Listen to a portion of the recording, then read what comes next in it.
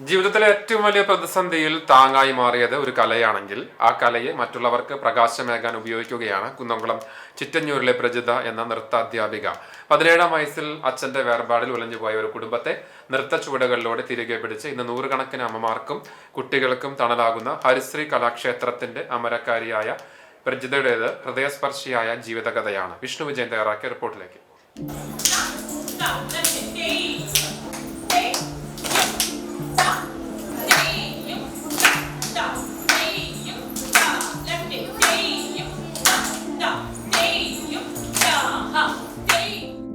മൂന്നര വയസ്സിൽ പാദസരങ്ങൾ കിലുക്കി തുടങ്ങിയതാണ് പ്രജിതയുടെയും ഇരട്ട സഹോദരി പ്രവിതയുടെയും നൃത്തസമ്പര്യ.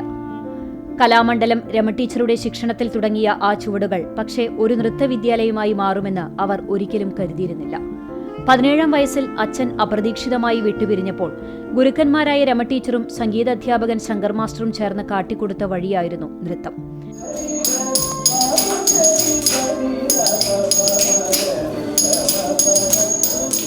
പിതാവിന്റെ വിയോഗമെന്ന ദുഃഖത്തിൽ നിന്ന് പുറത്തു കടക്കാനാണ് ശങ്കർ മാസ്റ്ററുടെ നിർദ്ദേശപ്രകാരം പ്രജിതയും സഹോദരി പ്രവിതയും കുട്ടികളെ നൃത്തം പഠിപ്പിക്കാൻ തുടങ്ങിയത്. 6 കുട്ടികളുമായി തുടങ്ങിയ ഹരിശ്രീ കലാക്ഷേത്രത്തിന്റെ പ്രയാണം ഇന്ന് 380-ലധികം വിദ്യാർത്ഥികളിലും 95ഓളം സംഗീത വിദ്യാർത്ഥികളിലും എത്തി നിൽക്കുന്നു. നമ്മൾ ഓരോ വർഷം കുട്ടികൾക്ക് സ്റ്റേജ് പ്രോഗ്രാം ചെയ്യുന്നുണ്ട്. പിന്നെന്ന് വെച്ചാൽ ഫീസ് അങ്ങനെ വാങ്ങിക്കാറില്ല വല്ലാണ്ട്. അച്ഛനില്ലാത്ത കുട്ടികളിൽ നിന്ന് ആദ്യം ഒന്നും ഫീസ് വാങ്ങിച്ചിടുന്നില്ല. പിന്നെ പാവപ്പെട്ട കുട്ടികളാണെന്ന് വെച്ചെങ്കിൽ അവരിൽ നിന്ന് ഫീസ് വാങ്ങിക്കില്ല. അവന് ഉള്ള പോലെ എന്താണോ തരാൻ പറ്റുന്നത് അത് മാത്രം എനിക്ക് ദക്ഷിണയായിട്ട് തന്നാൽ മതി എന്ന് പറഞ്ഞിട്ടാണ് ഞാൻ കുട്ടികളെ എല്ലാവരെയും കളിപ്പിക്കാറ്. 50 രൂപ മാത്രമാണ് എൻ്റെ ഇവിടുത്തെ ഫീസ്. പഠിക്കാൻ പറ്റുന്ന എല്ലാവർക്കും നൃത്തം ഇവിടെ പഠിക്കാം. അതുകൊണ്ട് തന്നെ എനിക്കിപ്പോൾ 380-നും കൂടുതൽ കുട്ടികൾ ഇവിടെ ഡാൻസ് പഠിക്കുന്നുണ്ട്.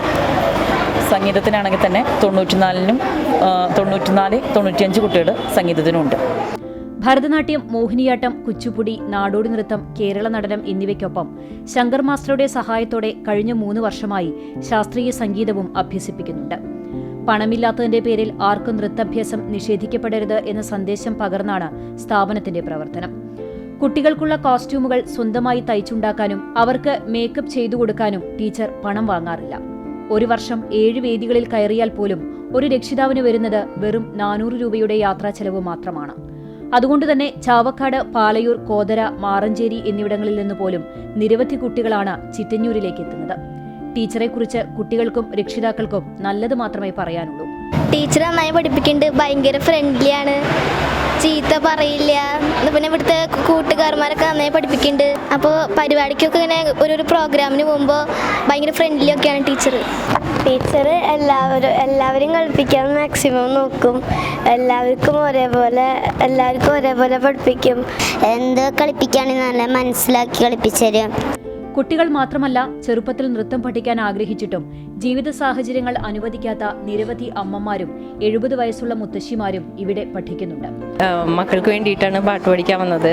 അവരുടെ പാട്ട് ക്ലാസ് എടുക്കുന്നത് കേട്ടിട്ട് ചെറുപ്പകാലത്ത് നമ്മുടെ ആഗ്രഹം ശരിക്കും പൂവണിയണ പോലെ ഞാനും ചേർന്നു. ഞങ്ങളുടെ കണ്ടിട്ട് വീണ്ടും അതുപോലെ ഏജായ ആൾക്കാരൊക്കെ വന്ന് ചേർന്നിട്ടുണ്ട്. ടീച്ചർ എപ്പോഴും പറയും. അതുപോലെ ഗുരുവായൂർ കളിക്കാനുള്ള ഒരു ആഗ്രഹം ഉണ്ടായിരുന്നു. മേൽപ്പത്തൂർ ഓഡിറ്റോറിയത്തിൽ അവിടെയും കളിച്ചു.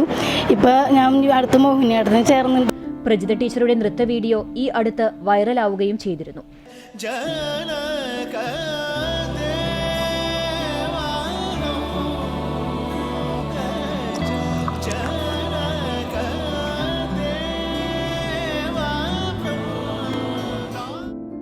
സ്പേസ് ഫോട്ടോഗ്രാഫിയിലെ ഫോട്ടോഗ്രാഫർ രാജേഷാണ് ഈ വീഡിയോ പകർത്തിയത്.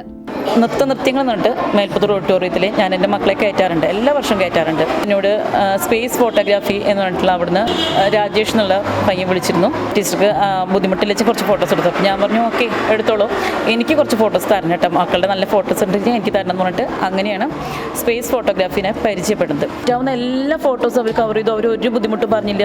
എന്ത് ഭംഗിയായിട്ട് ചെയ്തിട്ടുണ്ട്. ഫോട്ടോസും വീഡിയോസും ഒക്കെ നല്ല ഭംഗിയായിട്ട് ചെയ്തു. സത്യം പറഞ്ഞിട്ടുണ്ടെങ്കിൽ എനിക്ക് ഈശ്വരനായിട്ട് കൊണ്ടു തന്ന നൃത്തത്തോടുള്ള അഭിനിവേശമാണ് പ്രജിതയെ തികഞ്ഞ കലാകാരിയാക്കി മാറ്റുന്നത്.